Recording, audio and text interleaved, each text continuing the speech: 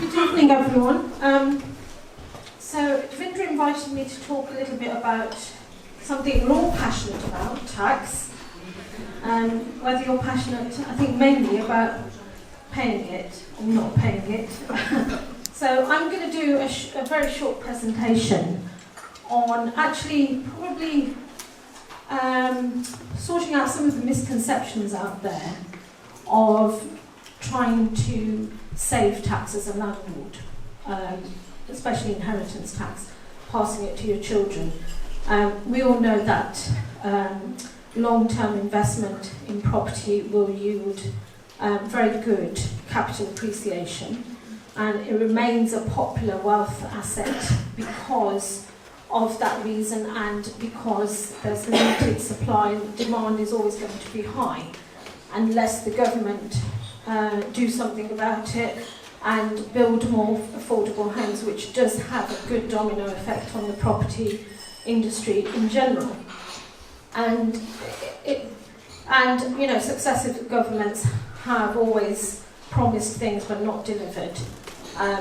And in recent years, well, since 2013, the government has tried in various ways through tax legislation to burst the property bubble and to control the housing market.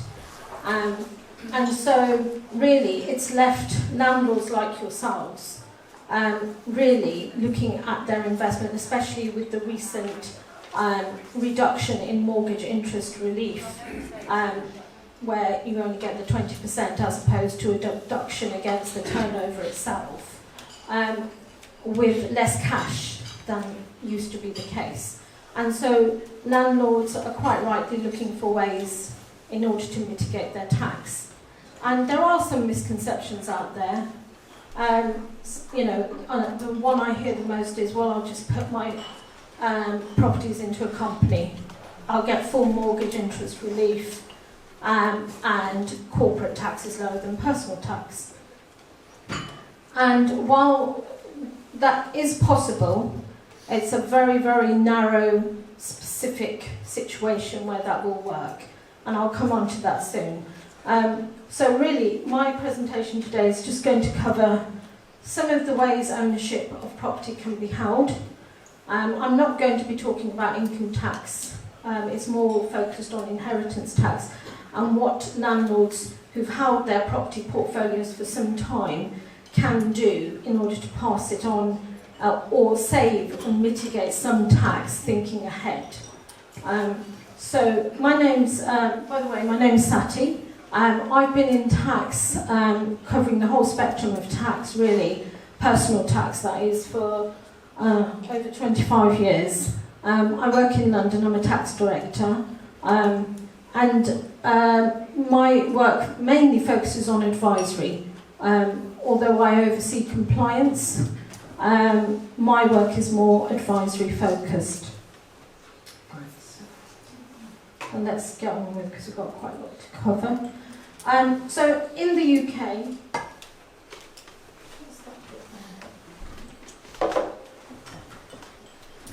in the UK, there's two forms of joint ownership in England.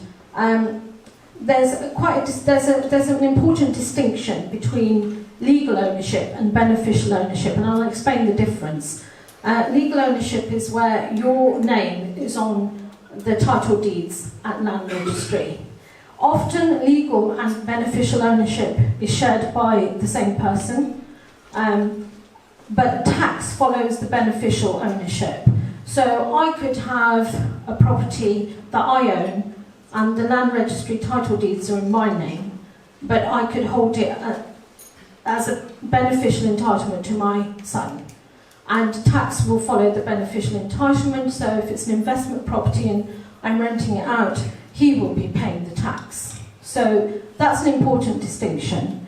Where the legal ownership is held by two or more individuals that have the beneficial entitlement, it can be held two ways. A joint tenancy, which is quite common with husbands and wives, where on the death of one of the spouses, it will automatically devolve to to the husband or the wife, the survivor. So that's usually the way beneficial ownership is held, joint tenants. But where you've got, a girlfriend and boyfriend living together, another way to hold the property is tenants in common, where you've got a defined half share of the property. With joint tenancy, you've got half share of the whole. And with tenants in common, it's a defined half share that you can leave in your will and will not pass by sole survivorship automatically on death. So that's quite an important thing to just take on board there in terms of how you want your property to devolve.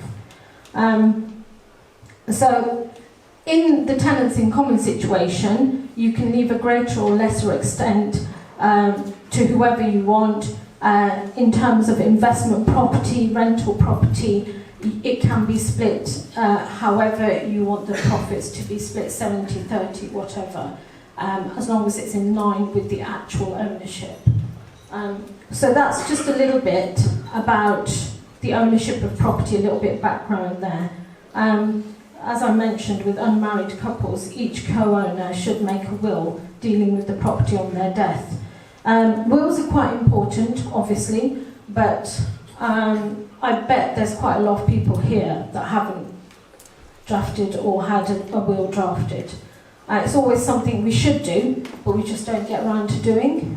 And it can be quite devastating because in the absence of a will, your assets will be devolved according to intestacy rules. I won't go into them, but it might not be what your wishes are. So, just simple planning, just do a will, husbands and wives, mirror wills, leaving everything to each other, which means that there will be no inheritance tax until the second death, where your assets will go to chargeable beneficiaries, i.e. the children.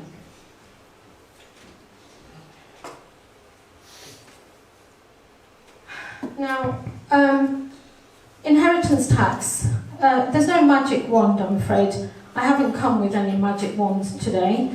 Inheritance tax is due on investment property. So all your property that you hold, inheritance tax will be due at 40%. That's the inheritance tax rate in this country. Now, everyone has a nil rate band. This is the amount of assets that one can leave which are taxed at 0%, and that's 325,000. With husbands and wives, if the husband leaves everything to the wife, then that 325 gets transferred to her, and she then has 650 to use against her estate when her assets are left to the children, for instance. And like I mentioned, mirror wills is quite important. Now, so it makes perfect sense that if we want to reduce our IHT liability on our investment property, we reduce our investment property portfolio, or we gift during our lifetime some property, part of a property, or all of the property, or one or two of the properties to the children. Now, there's a lot of things to think about before you do this. Obviously, if you rely on the income from the rental profits, then you can't give it away. If your children, you don't really think they're mature enough to own a property, that's another consideration. Owning a property is quite a serious undertaking. And so, really, there are all sorts of reasons why it may not be a good idea to gift property away during your lifetime. At the same time, gifting property during your lifetime, if it's done properly and carefully managed, it will reduce your inheritance tax. I'm just going to look at some of the different ways perhaps that can be done. So in terms of currently, since the pandemic and around the time of the pandemic and shortly after, property prices will have stagnated, some will have gone down. Usually it's at those times we as practitioners talk to our clients about looking at the value of their assets. And I'm not just talking about property, but other assets, and whether it's a good time to give. Because any property that you gift during your lifetime, there's always capital gains tax to consider. Because you may think, well, hang on, I'm gifting my child this asset. I'm not receiving any proceeds, so why should I pay capital gains tax? Unfortunately, if you're gifting an asset to somebody that's connected to you, that's your children, then the transaction is deemed to take place as if you'd received monies equal to the market value at that time. So there will be capital gains tax due on that transaction, depending on how long you've held the asset. Now, when we hit a recession and prices fall, it might be worth considering, well, actually, is there going to be a large CGT liability? And if there is, can it be, and if it's not so large, can it be managed in some way? If it's a dry tax charge and you've got no other money to pay the capital gains tax, then it's not an option. But if you've got some money that you could pay the capital gains tax, then gifting that property and surviving 7 years will mean it's out of your estate completely for IHT. So really, without crystal ball gazing, you can sort of manage the IHT in that way. I'm just going to mention actually a little bit about your home, because often people will have investment properties, but also the most valuable asset they have in their estate will be their home.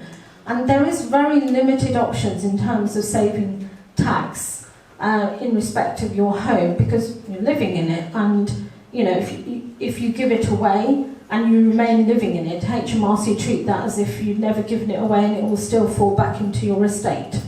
So, but there is something that I just want to mention, because it might be relevant with the times we're living in, and that's where, you know, you've got a home, parents are getting elderly, they need some help, it's a big home, and might not work for everybody, but it's certainly worth considering.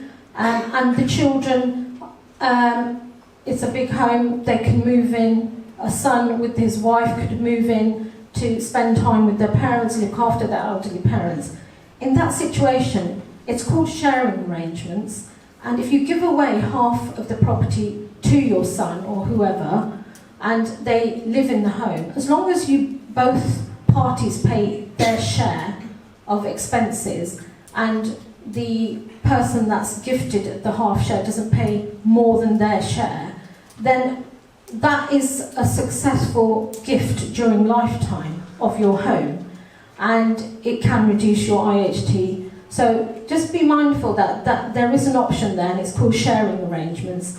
There's quite strict conditions that have to be met, and evidence has to be retained so that HMRC can't challenge the arrangement. But it is something to think about, especially with children not being able to afford you know, property, or it just might work in some situations with families if they're close and they can tolerate each other. So. Yeah. Well, I actually did it for one of my clients, and he only had one daughter, and they were very close, and she had her own flat, and she let the flat. And so straight away that was not going to be challenged by HMRC, that she wasn't actually living with her parents. So if, with the right conditions, he was able, and he owned a really huge house in Chelsea, so the IHT saving was significant. So it's just something to think about. When is capital gains due on gifting? Is it due immediately or? Yes. So if you were to gift it today, then that would fall in the tax return tax year 23-24. And be mindful of the compliance obligations when you're gifting property and there's capital gains tax. You must submit a declaration, a capital gains declaration, within 60 days and pay the tax. So it's no longer enough to put it on your tax return and pay the tax. With the tax return deadline, you have to pay it within 60 days, so just be mindful of that. Um, Can I ask another question, please? Sorry. yeah. You said about the capital gains tax being variable based on the length of time you've had the property. So is there a form of taper relief on capital gains? No, sorry, no. We used to have indexation allowance, but we don't have indexation allowance any longer. So there's no taper relief is applicable to inheritance tax. Yeah. So if you were to gift a property or an asset to someone and you didn't survive the 7 years, as long as you survived more than 3 years, there's something called taper relief, which reduces the tax on the gift that falls back into your estate. So that's a form of IHT relief, taper relief, not CGT, not for capital gains tax. So the capital gains tax is fixed, irrespective of how long you've owned the property? So the way we work it out is when did you buy the property and the acquisition cost at that date, and what is the, if you gift it, what is the market value at the date of gift, or if you sell it, what have you sold it for? And deductions from that you would deduct things like costs of sale and costs of acquisition. And then we will have an annual exemption, which has been halved. It's now 6,000. It's going to be reduced again. Once you take that off, if you're paying tax on your investment property, it will be at 28% currently. And that is then due, like I said, within 60 days of that transaction. Are you going to cover gifting the whole house and then paying a rent Yes. to the... Yeah. I think I've covered those points. Gifting to connected persons, market value transactions will lead to a dry tax charge at 28%. So unless you have that, there's no point in considering that option. Transferring the property to a family trust can defer the CGT, and I'll come on to that in a minute in more detail. It's quite an interesting option, trust planning, because there's numerous benefits as well as tax charges. So in terms of lifetime gifting, you are always balancing capital gains tax versus IHT. I was just speaking to somebody in the break, and you have to think about, right, if I want to save 40% and I gift it now during lifetime and pay the 28%, I'm still saving the difference between the 28 and the 40%. So, there's always a balancing option there to think about, and if you can afford to give assets away during lifetime. Lifetime planning is simple. Don't have to look over your shoulder. There's no challenges from HMRC. So in the right circumstances, you would always consider that.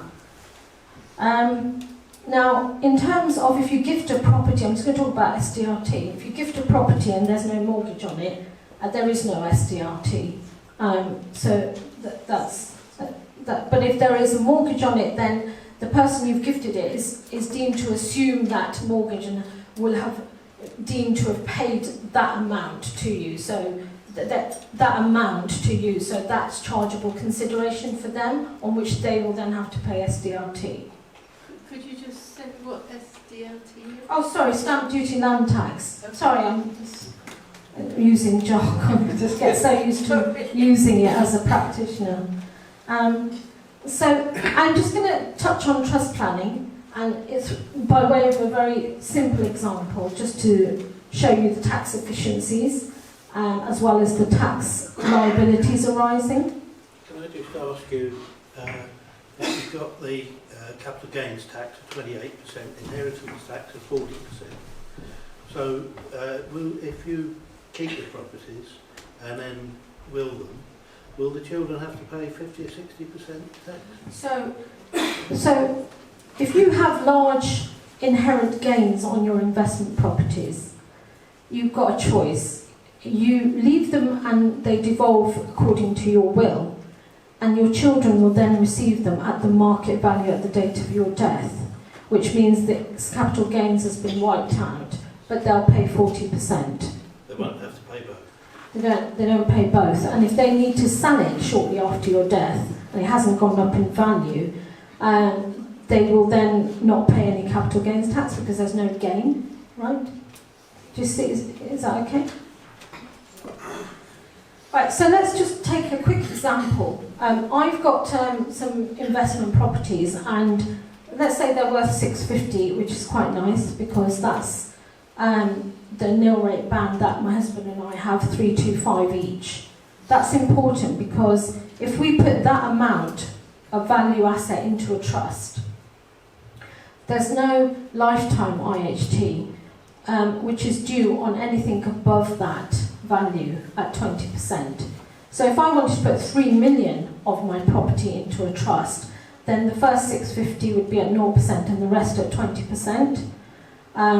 Now, as soon as I've survived 7 years, my husband and I, then that is out of our estate, 650. After 7 years, it's out of our estate. We're going to use a discretionary trust. There are other trusts, but I'm not going to talk about those. A discretionary trust is a trust whereby it's the beneficiaries are living and can be soon to be born, future generations of beneficiaries. And it's a wide class of beneficiaries, which means with the discretionary nature of the trust, there is no one person that has access to the income or capital as a right over that income and capital. And what that means is the value of the assets in that discretionary trust does not form part of anybody's IHT estate. So that's quite important to remember. Now, because of that, trust itself is a tax-paying entity.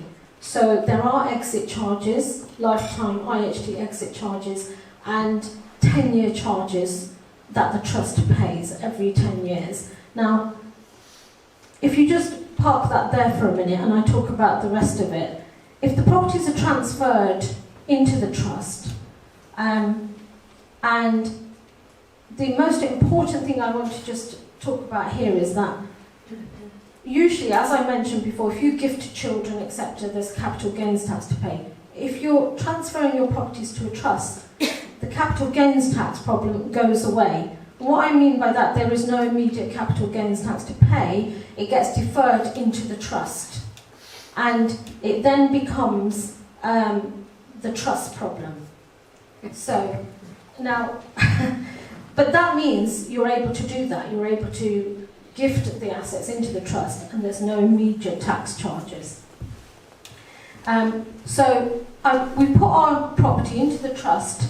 There will be professional fees in setting the trust up and ongoing compliance fees because, as I mentioned, the trust is a tax-paying entity. It will need to complete trust returns just like you do a tax return.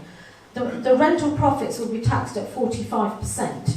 Now you're thinking, oh, that's what are you talking about here? But there are some tax efficiencies. When I mentioned that there were beneficiaries and a wide class of beneficiaries, these can include your grandchildren. We all have 12,570 of tax-free income that we can earn that we don't pay tax on.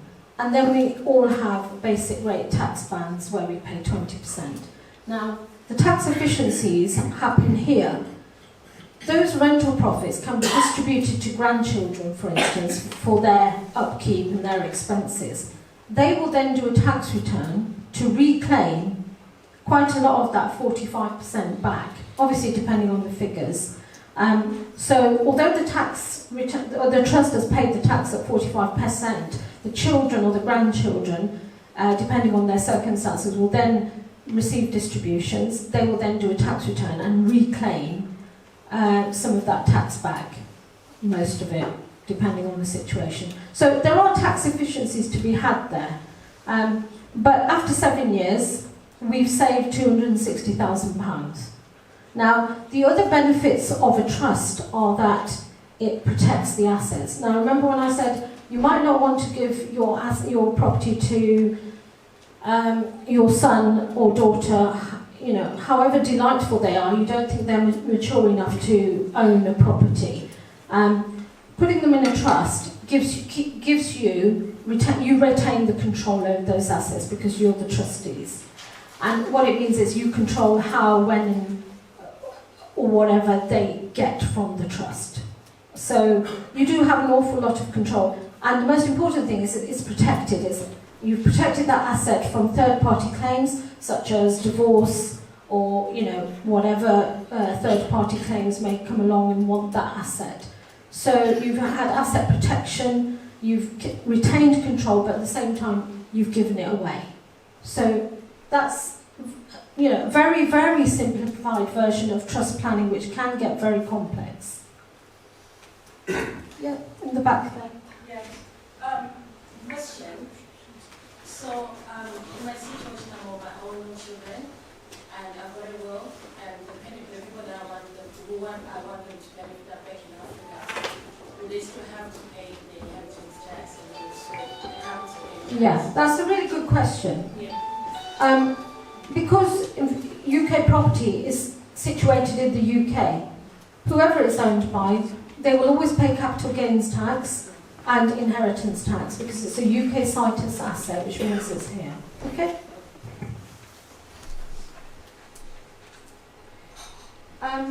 So, I bet you all of you have had this said to you, especially when they restricted mortgage interest on property for landlords.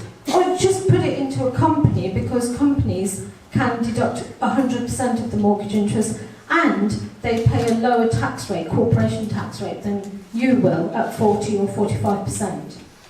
And so I just want to clear up a misconception today.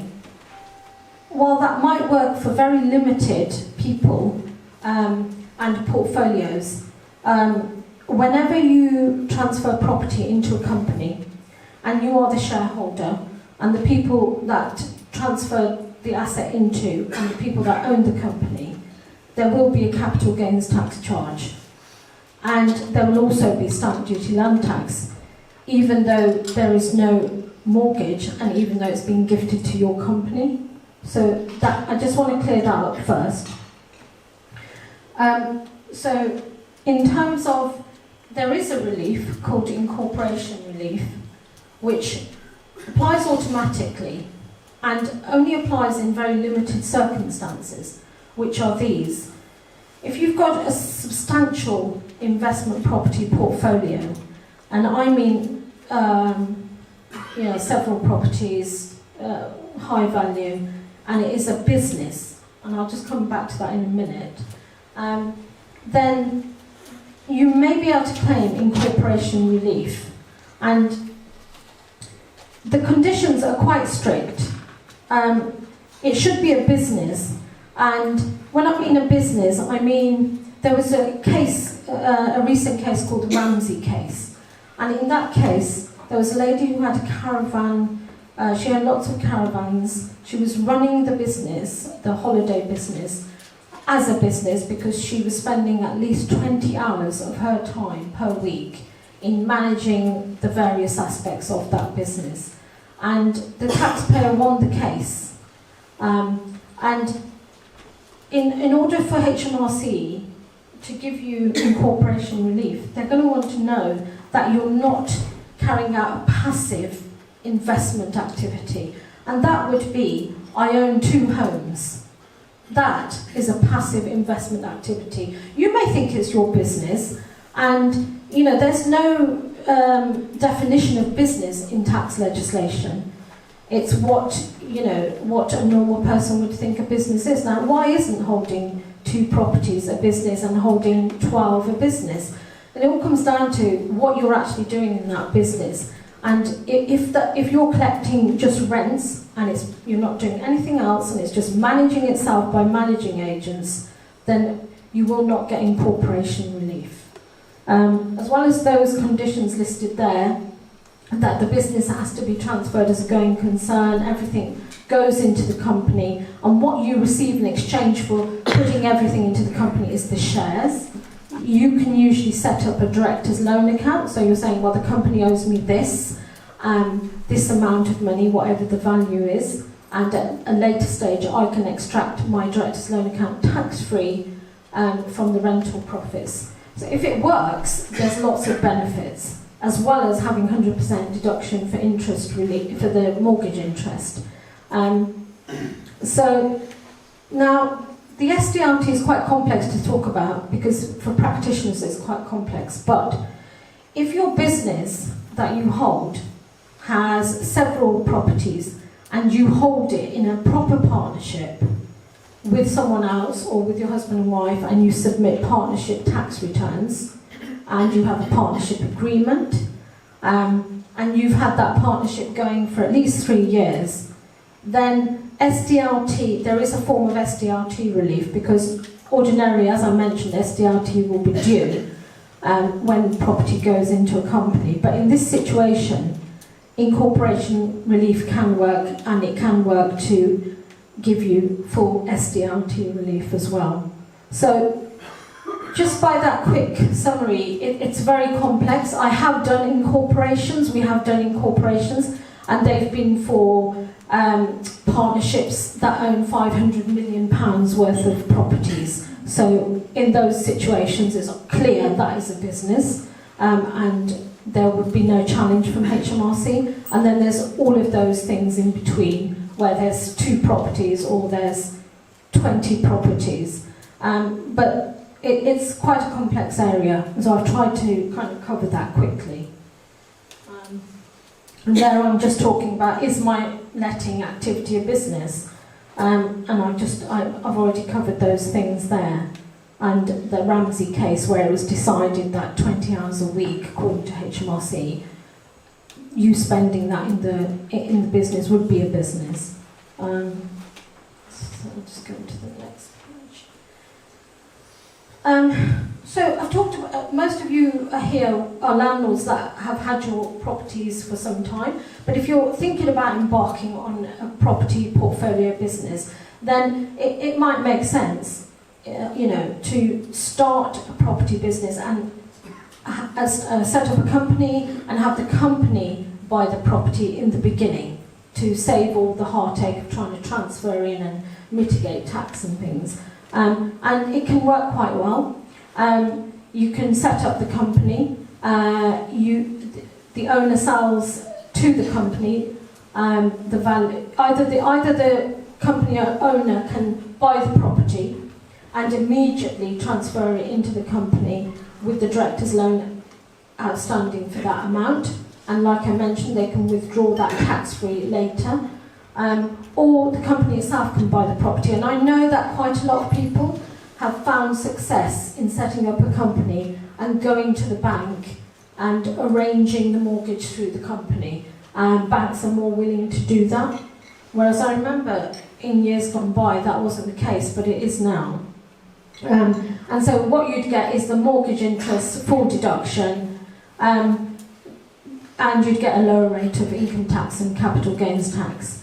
But there are some additional professional fees when you own a company, and the accountant has to submit, companies have submissions and accounts and things. So you have to bear that in mind, that there are some additional costs in running a company versus your own personal ownership. So there's just some of the pros and cons I've listed. And I just wanted to talk about another relief called business property relief, and now it's called business relief. They've changed it again. And this is due, like I said, I've talked about your property development business. There's a difference between a development business, trading, property trading, and investment. Usually it's the trading and the development always receives the tax reliefs, investment receives nothing. So in a similar way, this is an IHT relief. If you've got a company and you buy and sell, you do up properties, you buy land, you build and you sell, so your housing properties are stock, then you will get business property relief on your death if on the company shares that pass to family members and you fulfil the conditions at that time. So I don't know if anybody here fits into that category, but there is an IHT relief in that situation. So that's just tax rates that I wanted to just talk about mitigating IHT and the ways we do it. Now, if failing everything else that I've spoken about today, you think, well, I can't do any of that. I can't do anything to my investment property to save IHT. Is there anything else you can do on your other assets? So, like I said, making a will is number one. You could take out life insurance, and you might, I mean, this might work, because a lot of my clients do this that are young enough and the premiums aren't too high. You can take out life insurance to protect your beneficiaries from the IHT, where the policies are written in trust and then they're available on your death so they can pay the IHT. Might be worth considering, getting some quotes. The younger you are, the better. So joint owners of property actually that's very important. I've already spoken about that. Pension schemes are written in trust. So does it make sense not to, if you can rely on your rental account profits, does it make sense to start drawing your pension or pass it IHT free and keep it intact? That could be one way. This is just a little bit more about the different types of lifetime gifting, which I've really just covered. There are things, gifts, that are specifically not transfers of value and that are not taxable. And these are some of them. Obviously, commercial transactions aren't. Where, you give to your children on their marriage, or remembering that any gifts of cash will not generate capital gains tax or any other taxes. So you can give away £1 million if you want, as long as you survive 7 years completely out of your estate. And also, if you're looking after a dependent relative, and you're contributing to the care, that's not a gift at all. And so there are things that will automatically reduce your estate, just living life and trying to meet your obligations as an individual, looking after your family. And of course, nursing and care home fees, which it is going to apply to us all. Gifts to charities. One other thing I just wanted to mention is, if you think you can't do anything this evening, but you do have rental income profits that come in, and you don't spend it all, and what it's doing is it's going into a bank account and it's increasing. Remember that bank account will be taxable on your death. So if you can afford it, it's called normal expenditure out of income gifts. If you can afford it and set up a proper pattern of giving, for instance, I have 5,000 a month that I don't use, I don't need. This is after all my costs and expenses. You can set up a gifting plan, and your executives will make that claim in on your estate at that time. So and that is out of your estate immediately. So that's quite important. If I can give away 5,000 a month, 60,000 a year, and I can do that for the next 10 years, that's going to reduce my IHT liability. And obviously you've got to meet the conditions. It has to actually be given and set up as a proper plan. But you don't have to survive 7 years. And so that actually a lot of people aren't aware of, and it's quite a valuable transfer and relief. Obviously, do take advantage of your 3,000 IHT exemption each year. And if you didn't use it in 1 year, carried forward to the next. So you can give 6,000 on your children getting married. They can gift 5,000 per parent, grandparents 2,000. And of course, each year you can give unlimited gifts to any number of donees up to 250. Every little helps, is my point. So there's always something you can do in terms of saving and mitigating IHT. Should we end on a happy note? Death bled planning. So I did help 2 sisters very recently, and I'll give you their example so you understand what I mean. Their husbands were very wealthy. They had a lot of the assets in their names, and just coincidentally, both of them got a terminal diagnosis. And so what we did was we transferred all of their assets the husband and wife, in this case, there was two sisters, husbands and wives, both the husbands passed away. And what deathbed planning is that it ensures that if a person is dying and they're restricted because of death within 3 years of making lifetime gifts, etc., they'll fall back into the estate. What you can do is that the person who's dying, they are on their death, as I mentioned before, everything's uplifted to probate value. And so what happens is that if you gift it to the person who's dying, all of the assets, actually, a lot of the expensive properties were in the wife's name, gift it to the person who's dying. On their death, they gift it back to the wife, and the wife will get the uplift in value, thereby wiping out all the CGT. And so that spouse is then able to sell or transfer to the children and not pay any more tax. So there's spousal exemption on the first death, and also an uplift in all of their assets. So we saved a lot of CGT, and the sisters were able to give to the children at no CGT cost. So that worked quite well. That's what we mean by deathbed planning. Because I don't know if I mentioned, and whether it's obvious, but any gifts between husbands and wives during lifetime and death completely free of tax. And that's why that works. Also, there's just other things you can do to make the estate administration easier, because sometimes there's a lot of professional fees that are expended on sorting someone's estate out. So think ahead. Get the sole accounts converted into joint bank accounts if it makes sense for other tax reasons, because that will just mean, the bank account will go automatically to the sole survivor, and that just makes other things easier at that time. So just look at those sort of things. And that's sort of a whistle-stop tour of something that's quite complicated. There's a lot there to think about, but I hope it's been useful. Yeah.